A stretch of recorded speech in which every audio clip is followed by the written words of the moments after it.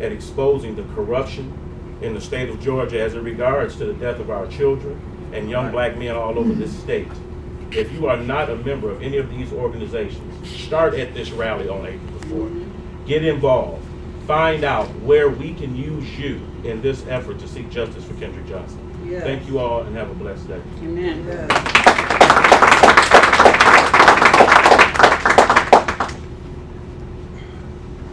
Now in closing, let it be no secret, there are some that say, well, look at the level of corruption that would have to take place if what the family and this coalition and others are saying. Well, to those, I tell you to take a short walk right up to the Atlanta PD and research a case called Kathryn Johnston. All right. Where to this date, there are several law enforcement officers sitting in jail. Corruption does exist, and there is no secret. Atlanta, as proud as we might be, black mayor after black mayor after black mayor, you travel 30 minutes in any direction and you are in the good old state of Georgia. Say that. And the good old state of Georgia has a history of corruption. Yeah. So we encourage Michael Moore, continue to dig, continue to dig, continue to dig, because we know there's some dirty, dirty bones that are beneath this red clay. Yes. Now, I understand that the Johnson family, as heavy as their hearts are, they were willing to come and stand again with this coalition to show the support of this rally.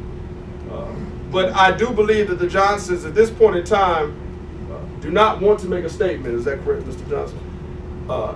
So if there are any questions, you could direct them my way, and then we will conclude.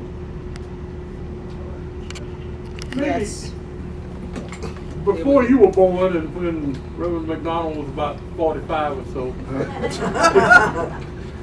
the federal government was a huge refuge, if you would, for a change in laws and an investigation into things like this.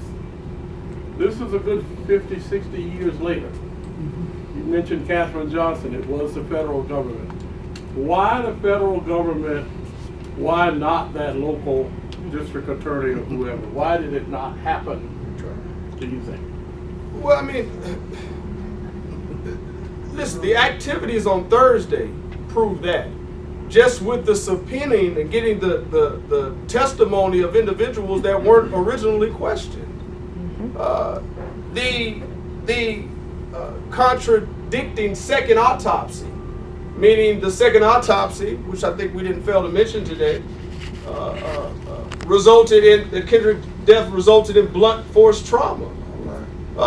So you have the contradiction of the original autopsy. You have key people that were not even questioned.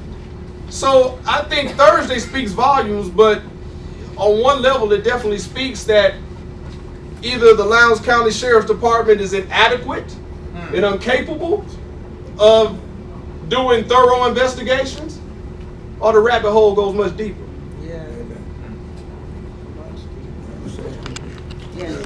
Maurice Barnes, Rolling Out Magazine. So far in 2014, we've seen the devaluation of young black male life, especially under a black president.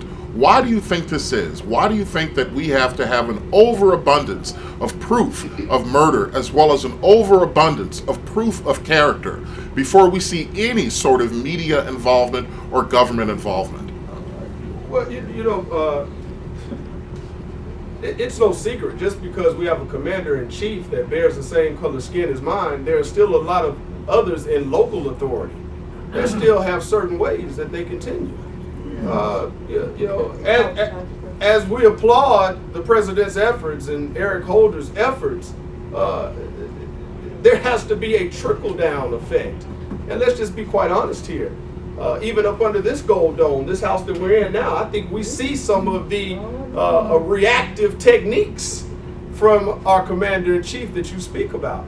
Now, without being long-winded on this answer, I would just say that just because we change commander-in-chief does not mean we rid the evil of this country. Yes. Amen. I might add a little bit more on that one. be clear that because our president is black, it has caused certain elements that have always been here, particularly in the South, to rise up. We've seen evidence of that in the legislation that's even being introduced here under this gold dome.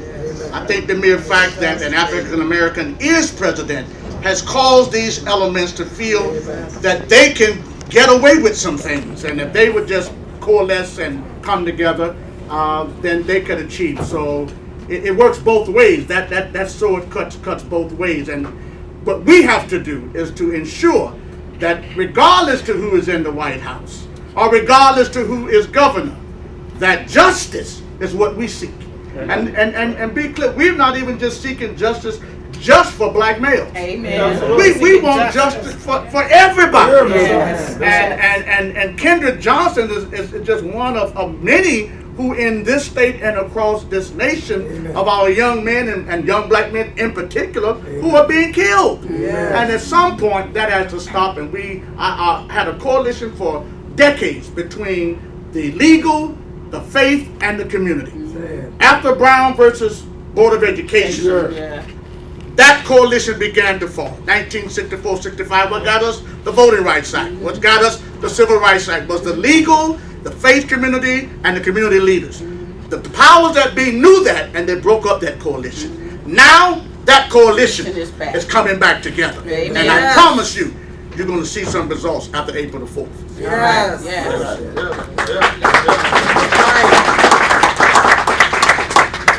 What specifics or any updates that you have on the federal grand jury that you could share or that you know? Or do you have to wait to the April 4th meeting? Yes, sir. Nothing at this time. Yes, sir. Do you have reason to expect culpability on the part of those elected officials you're talking about? I mean, that would seem to result in federal prosecution of them as well as whoever they may have determined. Do you expect that for some reason, or? Well, yeah, exactly. That's exactly what I was going to say. When you drive into Valdosta, I stated this once before, there's just a stench of corruption in the air. And so wherever that stench is coming from, we hope that Michael Moore will be able to determine that factor. And as somebody, I believe Reverend Miller just stated, the chips fall where they may.